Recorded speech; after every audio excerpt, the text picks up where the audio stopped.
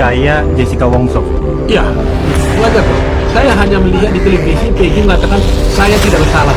Nah, kalau dia berani mengatakan dia saya tidak bersalah, ya harus kita usut di mana tidak bersalahnya. Orang tuanya Mirna ya, saya pikir kalau masih ada tekanan-tekanan, masih ada bahasa-bahasa yang menyudutkan Bapak, hubungi saya. Kita akan lawan orang-orang yang merusak dan mencoba memfitnah. Saya juga mendengar ada orang di media, saya baca gitu, katanya ada beberapa orang saksi yang menjadi alibi yang menyatakan bahwa pada waktu yang bersamaan sebenarnya pada waktu terjadinya pembunuhan itu katanya si Peggy ini tidak berada di tempat tapi ada di tempat lain. Nah ini kalau alibi dan ini bisa dibuktikan, tidak ada pilihan lain, dia harus dibebaskan.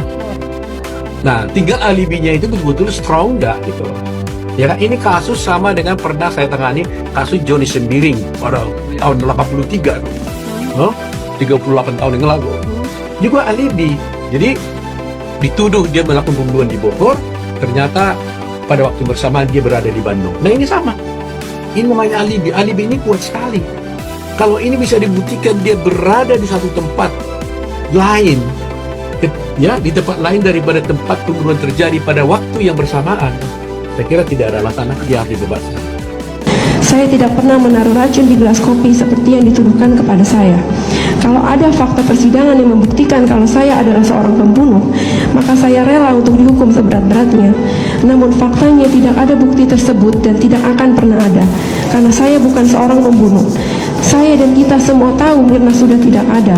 Saya sedih kehilangan sahabat, tetapi kenapa meninggalnya Mirna harus saya yang dituduh membunuh dan bertanggung jawab?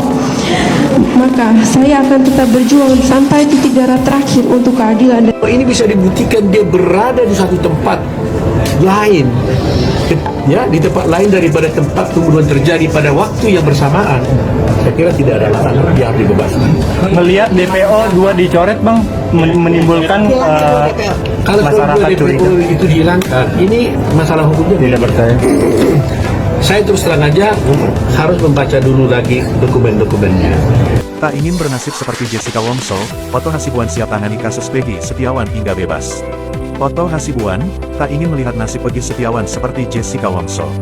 Pengacara kondang, Otto Hasibuan bakal tangani kasus Peggy yang dituding membunuh Vina dan Eki di Cirebon. Bahkan, Otto Hasibuan ungkapkan, pernyataan Peggy dan Jessica hampir sama ketika mengaku tak terlibat dalam pembunuhan di kasus Vina Cirebon maupun kasus kopi sianida. Karena bukan kali ini saja, di kasusnya Jessica Wongso juga sudah terjadi hal-hal seperti ini. Nah sekarang terjadi lagi di kasusnya Vina, ujar Otto Hasibuan. Karena begini, kalau umpamanya katakanlah ada dituduh melakukan 10 orang, kemudian yang dihukum 8, nah, saya nggak tahu persis berapa ya, katakan gitu, 10, 8 yang dihukum, kemudian dikatakan 2 DPO, oke? Nah sekarang pertanyaannya, waktu di sidang ini sebenarnya dituduhkan berapa orang?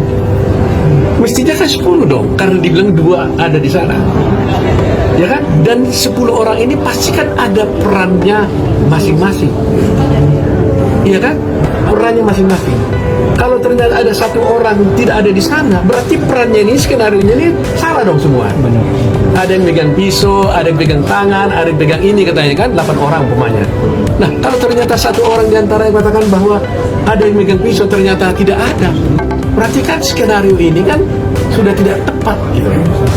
Jadi ini berakibat dan ini merupakan satu alasan juga nanti untuk pegang. Karena kalau dituduh 10 orang melakukan satu perbuatan pidana, maka berarti 10 orang ini melakukan peran yang berbeda-beda terhadap satu soal. Satu tidak ada dalam tidak dimasukkan, tidak dikatakan tidak ada, itu hanyalah fiktif katanya. Nah berarti perannya ini di mana selama ini? Saya ingin tahu apakah yang tadinya dikatakan ada 2 orang fiktif itu sesungguhnya di dalam dakwah itu dimasukkan nggak perannya dia? Kalau di dalam perkara itu yang 2 orang fiktif ini disebutkan perannya dalam perkara yang terdahulu, berarti perkara ini sudah tidak benar, harus dibatalkan ini. Bang, tapi ngelihat ini kasus 8 tahun yang lalu. Ya kalau itu saya kira udah disangkal oleh bupatinya, wakil bupatinya lah. Bang, Saya kira nggak isu yang penting lagi soal itu. Saya kira. Bang ngelihat ini 8 tapi cuma satu sama yang mengenal Peggy lah. Karena kan seperti apa? Ya, mengenalkan tidak berarti bahwa dia berbuat kan. Ya kan? Yang penting di sini bukan soal kenal atau tidak kenal, tapi apakah betul-betul ada di antara saksi itu yang bersaksi bahwa Peggy ikut melakukan. Ya.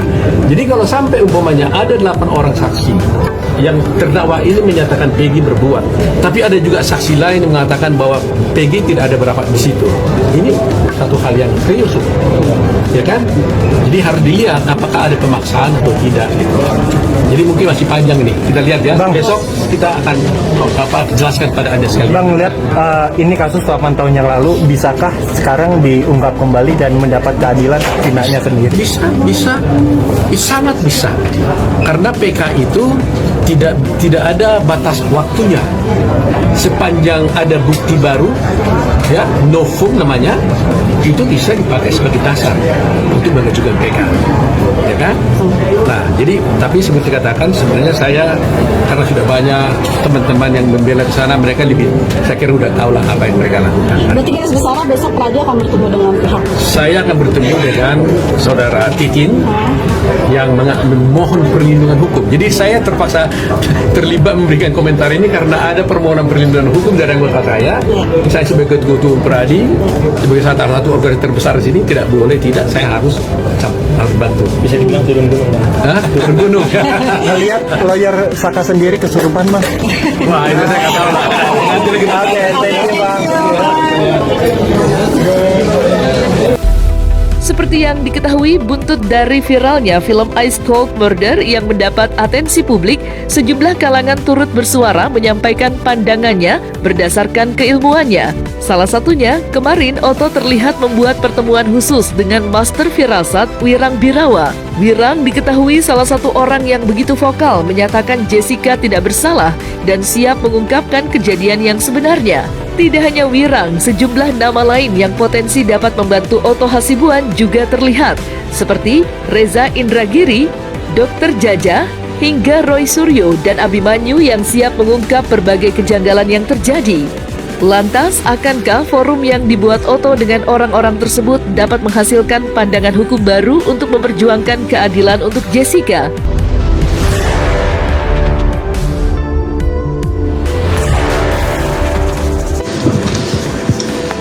Pada waktu awal itu terjadi, saya merasakan sangat sedih sekali ya. Tapi sejalannya waktu dan sekarang ini saya sudah memaafkan semua yang telah melakukan hal-hal yang buruk kepada saya. Sudah tidak ada kebencian lagi di hati saya. Jadi sekarang saya udah pulang aja untuk menjalani, juga saya harus menjalani apa yang saya harus jalani. Jadi saya sudah maafkan semuanya dan saya tidak ada dendam sama sekali. Tidak ada kebencian di diri saya sama sekali. Oke, Jessica tadi pagi keluar dari lapas, kemudian menjalani beberapa prosedur administrasi ya Jess ya, kemudian tiba di sini, tadi juga sudah makan makanan favoritnya, sushi, ya jadi sudah kenyang, jadi bisa ngobrol kita ya Jess ya. Ngomong-ngomong kurusan ya, Otto ya? Iya Jess, betul ya? Iya. Iya, sekarang saya lagi rajin-rajin nih olahraga. Oke, tapi bukan berarti kurang nikmat ya makanan di dalam sel ya? Atau memang menjaga badan? Ya, menjaga badan sih lebih tepatnya ya. Oke, boleh diceritain Jess aktivitasmu di dalam lapas seperti apa? Aktivitas dalam lapas ya berusaha untuk sibuk aja, apa aja yang bisa saya kerjain.